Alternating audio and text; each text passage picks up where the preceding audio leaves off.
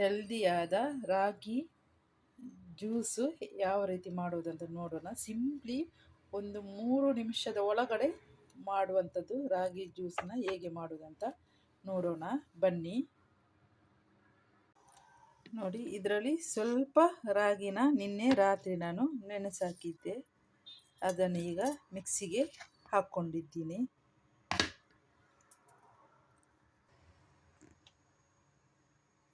ಇದಕ್ಕೆ ಸ್ವಲ್ಪ ಬೆಲ್ಲನ ಸೇರಿಸ್ಕೊಳ್ತಾ ಇದ್ದೀನಿ. ಅದಕ್ಕೀಗ 2 ಏಲಕ್ಕಿನ ಹಾಕ್ತಾ ಇದ್ದೀನಿ. ಇದನ್ನು ಗ್ರೈಂಡ್ ಮಾಡೋದು.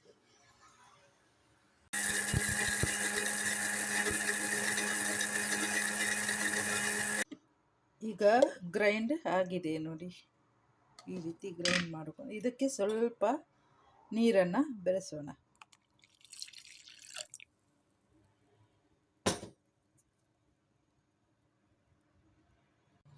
ಅದನ್ನು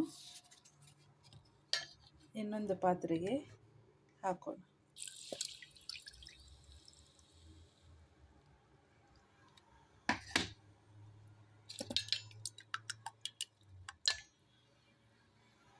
ಈಗ ಈ ಗ್ಲಾಸಿಗೆ ಹಾಕೋಣ.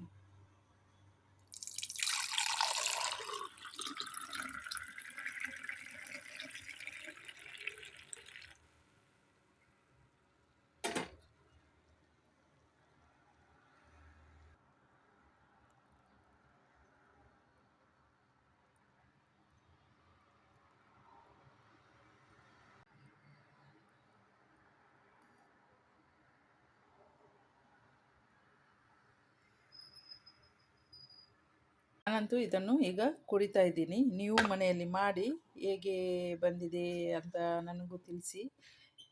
ಇಲ್ಲಿಯ ತನಕ ನನ್ನ ವಿಡಿಯೋಸ್ ನೋಡಿದ್ದಕ್ಕಾಗಿ ನಿಮಗೆ ಧನ್ಯವಾದಗಳು. Thank you so much. Bye bye all.